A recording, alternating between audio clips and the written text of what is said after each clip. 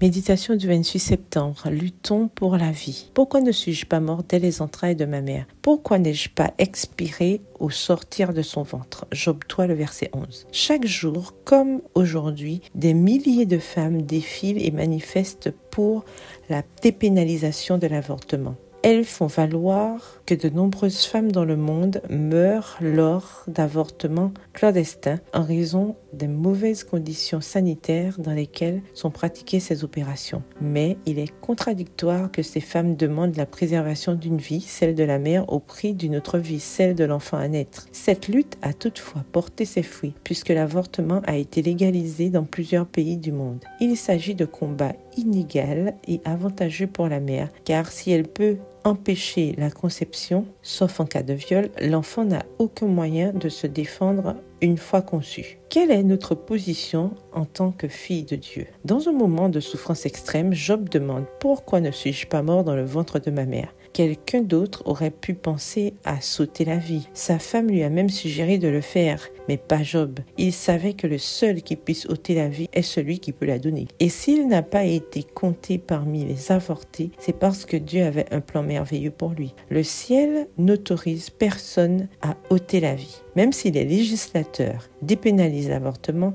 cela ne passera jamais dans la loi du tribunal céleste. Tu ne commettras pas de meurtre, est-il énoncé dans Exode 20, le verset 13.